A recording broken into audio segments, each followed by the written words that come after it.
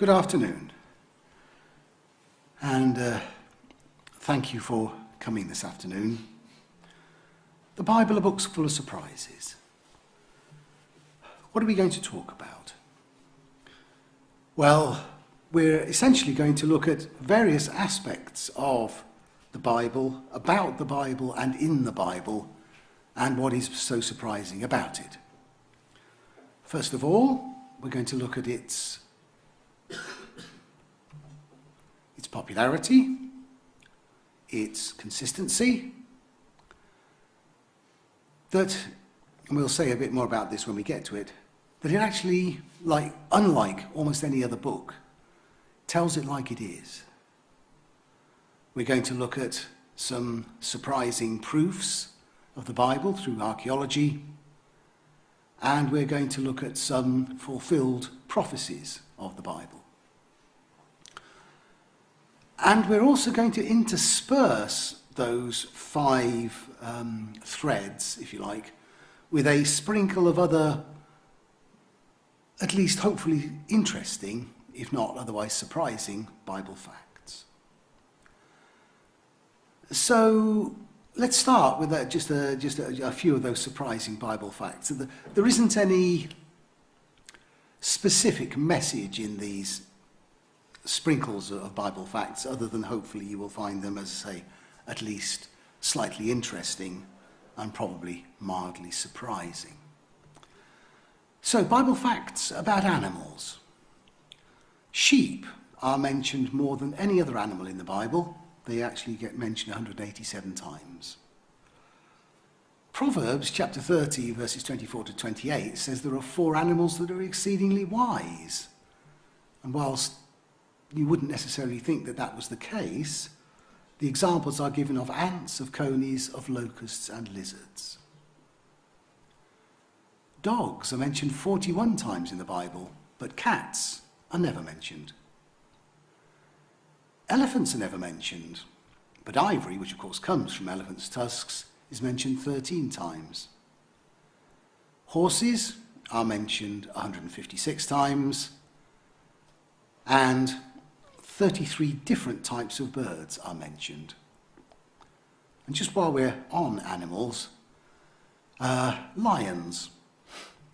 The Bible records lions killing people 4 times. But the Bible also mentions 3 people who kill lions. So that's 4-3 to the lions, I think. On to some actual surprising things about the Bible now. First of all, the popularity of the Bible. It may or may not be a surprise to you that the Bible has for many years and still is the worldwide bestseller, by far. The Bible has sold 5 billion copies worldwide to date. And just to show you by way of contrast, the next bestseller, possibly not a surprise, is the Quran, but that's only sold 800 million copies, 6 times fewer.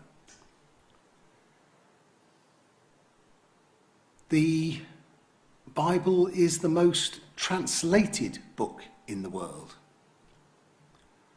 To date, all or most parts of the Bible have been translated into, well, when I checked last week, 3,223 distinct languages and subdialects. And this work continues. So if you look on the internet next week, you may find that that number has gone up. Again, by way of contrast, the next most translated book is actually Pinocchio. And that so far has been translated into 260 languages. That's 80% fewer languages than the Bible has been translated into. Even the United Nations Universal Declaration of Human Rights, which of course is a pamphlet, not a book, has only been translated into 462 languages. And another possibly surprising, possibly not surprising fact about the popularity of the Bible, it's the most shoplifted book in the world. One of those just quick, surprising Bible facts, this time about people. There was a lady named Noah, that's in addition to the man named Noah. Manasseh was the longest reigning king at 55 years. And in contrast, Zimri was the shortest reigning king, just 7 days. Lawyers are mentioned 8 times in the Bible, but only one, Zenas, is mentioned by name, and that's in Titus chapter 3 and verse 13. Jeremiah is the only man recorded that God would allow not to get married. Only 2 people are recorded as being embalmed. That's Jacob and Joseph. And the most used name in the Bible is Jonathan. There are 14 different Jonathans mentioned. Now on to our second, more serious strand. The Bible is remarkably surprising in terms of its consistency. The Bible was written over a period of probably at least 1,600 years by more than 40 different people. And the time of that writing spans from 1500 BC to about 100 AD.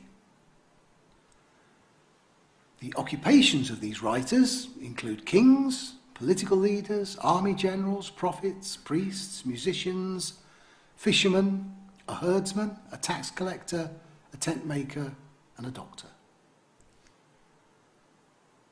Now, all of these writers claim to have been inspired by God to write down what they wrote. And the Bible itself claims to be consistent. Just a couple of short quotes. First, a quote from Malachi chapter 3 and verse 6. For I am the Lord, I do not change. From the Psalms, Psalm 33 and verse 11. The counsel of the Lord stands forever, the plan of his heart to all generations. And from Paul's letter to Titus chapter 1 and verse 2. In hope of eternal life, which God, who cannot lie, promised before time began. So, just to recap, the Bible was written over a long period of time, 1,600 years, by a whole range of different writers, but they all claim to be writing what God prompted them to write. And the Bible itself, God proclaims, is consistent right the way across time. Well, how does that stand up? Well, the easiest way and the best way of looking at that is to compare it with other ancient texts. If you look at something like Homer's Iliad, there are about 640 known ancient copies. And as far as we know, it was written by one author, Homer. And there is about, it's quite impressive, 95% consistency between those 640 known copies. But here's the comparison. The Greek New Testament, of which there are in excess of 6,000 copies, and of those 40 plus writers of the Bible, 9 or 10 of them were authors of the New Testament. Not 95% consistent, but 99.5% consistency between these huge range of copies. It's almost as if you would think that God was, guiding men and women through the ages to ensure that his word remained consistent, which of course he has. And then, of course, there's the issue of the consistency of the Bible message itself. Well, if we look at a quote from the first book of the Bible, the book of Genesis, we read this. This is God talking to the man Abraham, and he says, I will make your descendants multiply as the stars of heaven.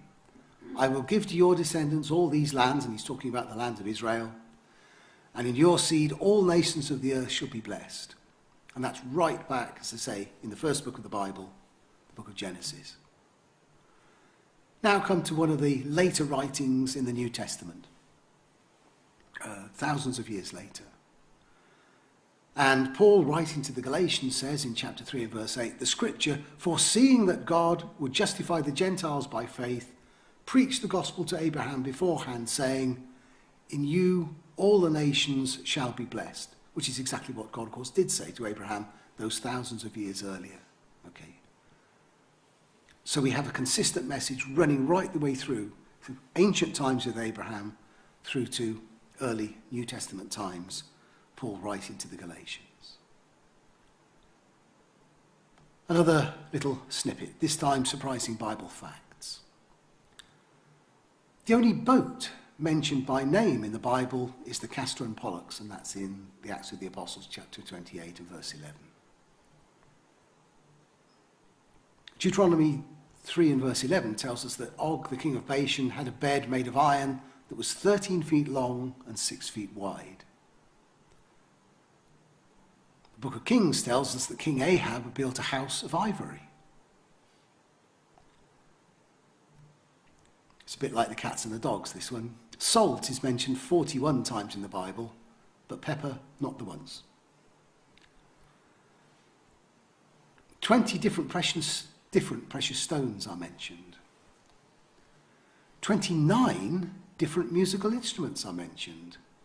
The shofar in Hebrew, or the curved ram's horn, which is translated trumpet 68 times and cornet 4 times in the King James Version of the Bible, is the most frequently mentioned musical instrument.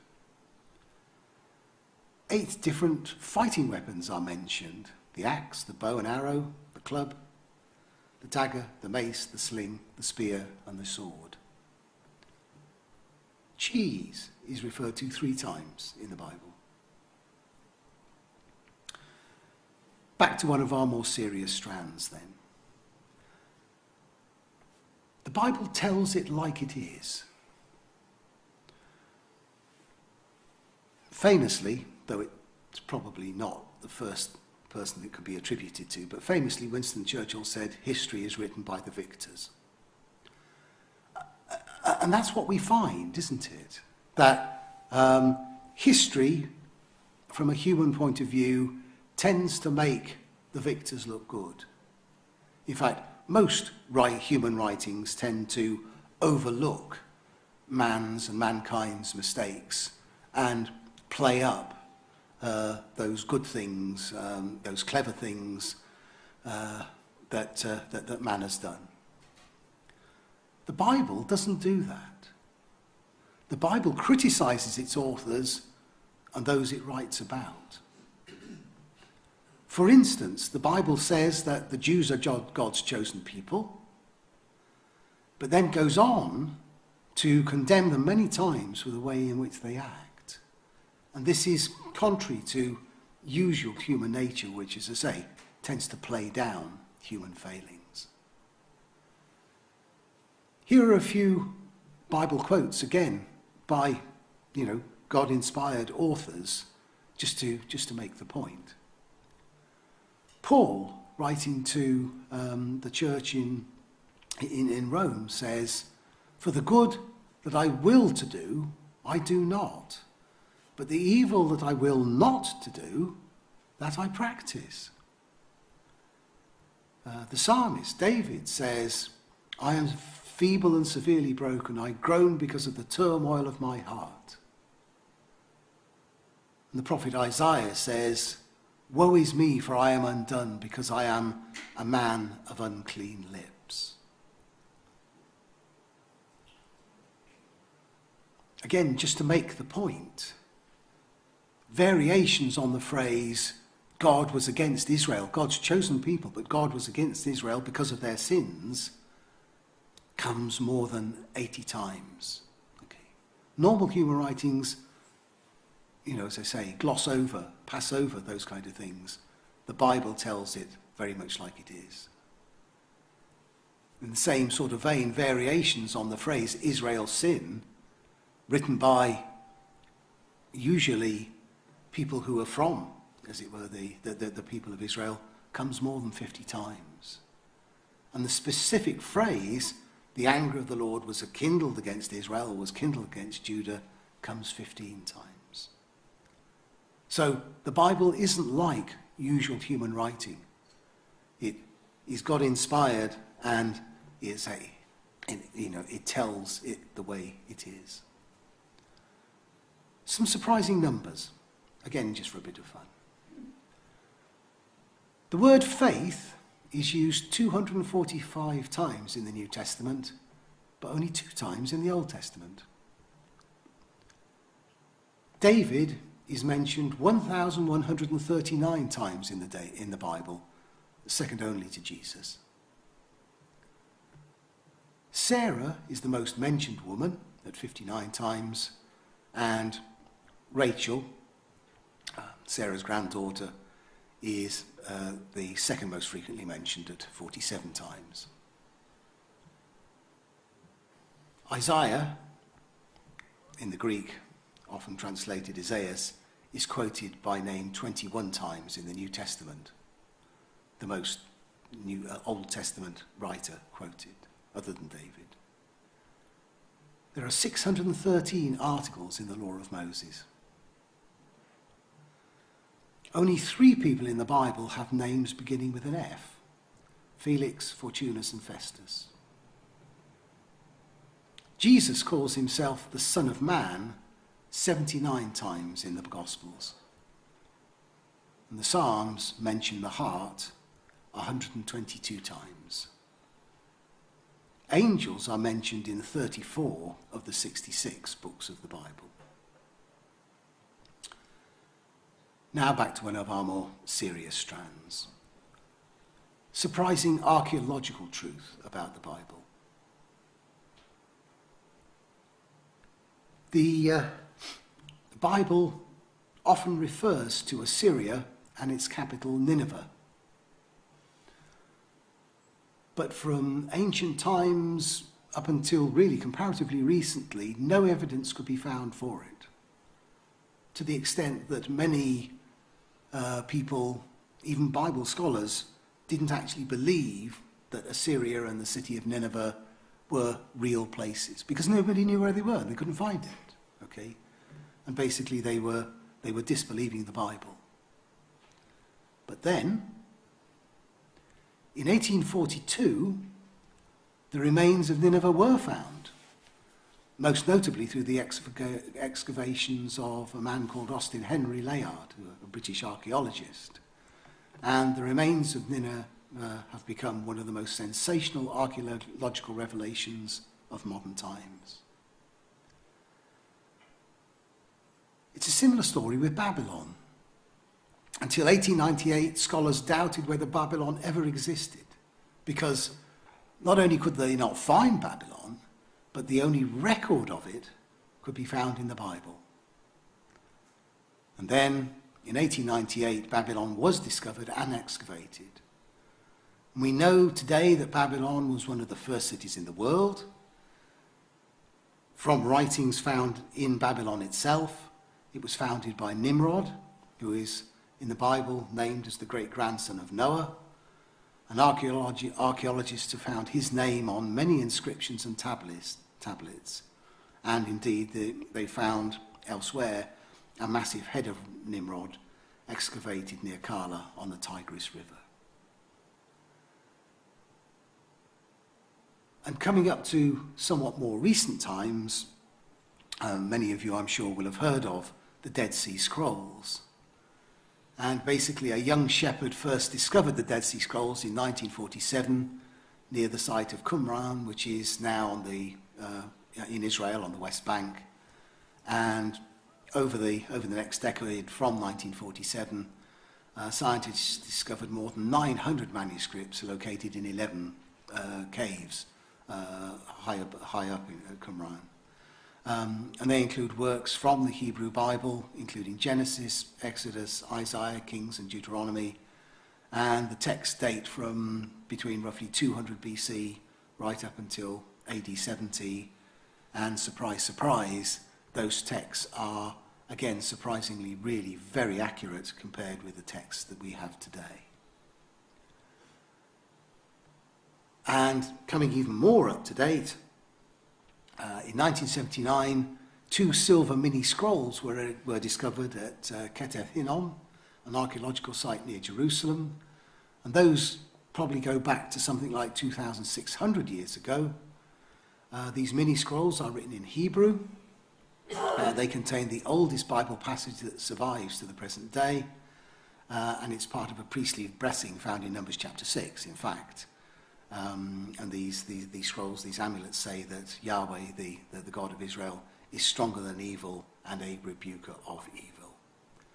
So there are very many archaeological findings and archaeological proofs that actually show the Bible's authenticity, both in terms of what it talks about, ancient civilizations and ancient cities like Assyria and Babylon and so on and so forth, but also those archaeological finds show that the biblical text, going back thousands of years, is indeed entirely accurate. Another one of our, if you like, fun sections. Surprising Bible facts words. The longest word in the Bible is Maher-shalal-Hashbaz, which is the name of a person, and that comes in Isaiah chapter 8, verses 1 and 3. And the longest word that, and I think this is a lovely one, this one, the longest word that is not a name is loving kindnesses, and that's in Psalm 17 and verse 7. There are 12 books of the Bible that start with the letter J. Ezra chapter 7 and verse 21 contains every letter of the alphabet except J. Acts, the longest book in the New Testament, never uses the word love. Acts and 2 Peter are the only 2 New Testament books that don't. There are no words beginning with the letter X in the King James Version of the Bible.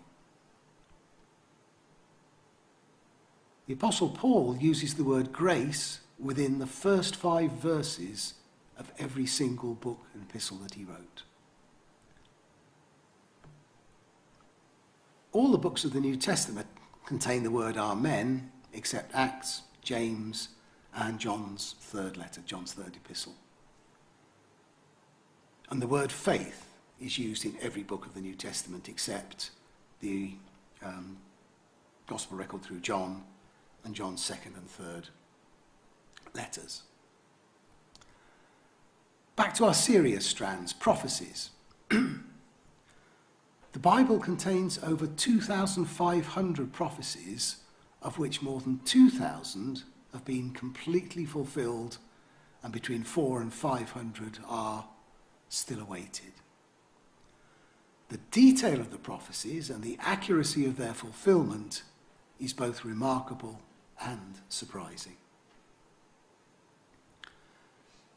Let's concentrate particularly on prophecies about Jesus. There are many others, but we're just going to concentrate really on prophecies about Jesus here. Firstly, picking up from our introductory reading, Daniel chapter 9, verses 25 and 26. Part of that says, "Know therefore and understand that from the going forth of the command to restore and build Jerusalem until Messiah, the Prince, there shall be 7 weeks and 62 weeks, and the street shall be built again, and the wall, even in troublesome times." And then later on it says, "And after the 62 weeks, Messiah shall be cut off, but not for himself, and the people of the Prince who is to come shall destroy the city and the sanctuary. The end of it shall be like a flood." Well, 7 weeks and the 62 weeks, taking a day for a year, is 483 years. The decree regarding the restoration of Jerusalem, which is what the prophet had originally been talking about, was issued by Persia's king Artaxerxes to the Hebrew priest Ezra in 458 BC. 483 years later, Jesus began his preaching ministry. Jesus was then cut off. He was crucified. And in AD 70, the temple, the sanctuary that was talked about in the prophecy, and the city of Jerusalem was destroyed. The People's Republic of the Romans rushed in like a flood to destroy it. That's what the secular Roman records actually say. Let's look at something which is maybe really quite familiar to all of us. Micah chapter 5 and verse 2. But thou, Bethlehem Ephratah, though thou be little among the thousands of Judah, yet out of thee shall come forth unto me that is to be ruler in Israel. And that prophecy was written probably about 700 BC. And of course, the fulfillment of this prophecy is the birth of Jesus Christ, and that's one of the most celebrated and well-known facts in history. And everybody knows that Jesus was born in Bethlehem. Here's another prophecy about Jesus.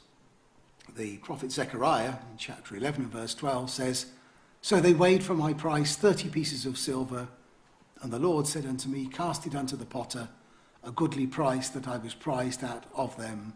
And I took the 30 pieces of silver and cast them to the potter. Now, Bible writers and indeed secular historians both record that 30 pieces of silver was the sum paid to Judas Iscariot for betraying Jesus. And they indicate that the money went to purchase a potter's field. So we read in the gospel record through Matthew, chapter 27 and verse 9, and they, that's the Jewish rulers, took the 30 pieces of silver, which had been paid to Judas, the value of him, Jesus, who was priced, whom they of the children of Israel priced, and gave them for the potter's field. In other words, bought a potter's field. Take a different prophecy, this time from Psalm 22. The congregation of the wicked has enclosed me. They pierced my hands and my feet. I can count all my bones. They look and stare at me. They divide my garments among them, and for my clothing they cast lots. These are the words of David, written by inspiration, and that would be about 400 BC. And the prophet Zechariah, writing around 200 BC, also said, They shall look upon me whom they have pierced. Well, again, historians and New Testament writers confirm the fulfillment. Jesus of Nazareth died, pierced on a Roman cross, and his extraordinarily quick death eliminated the need for the usual breaking of bones so that he could count all of his bones. And here we have the fulfillment recorded in the gospel record through Matthew chapter 27 and verse 35. Then they crucified him and divided his garments, casting lots that it might be fulfilled, which was spoken by the prophet. They divided my garments among them, and for my clothing they cast lots. And sitting down, they kept watch over him there. Another little aside, some miscellaneous Bible facts this time. Word for word, Luke wrote more of the New Testament than Paul, just because the gospel record through Luke and the book of Acts are quite long books. There are 8 people in the Bible with 2-letter names. Og, On, So, and 4 men called Uz. There are 7 cities with 2-letter names. Ai, well actually 2 cities called Ai. Ar, No, On, and Uz. There's also an altar called Ed, and a man whose name was Hen. Every book of the New Testament uses the word grace except Matthew, Mark, and John's first and third letters. And the phrase "it is written," referring of course to the Old Testament scriptures, occurs 63 times in the New Testament. So, we are nearly done. Thank you for listening. Goodbye. or nearly. Maybe one last slightly surprising fact. The word goodbye is actually a contraction of the phrase, God be with you. The Bible is both surprising and amazing, and I would urge you to read it. Thank you for listening.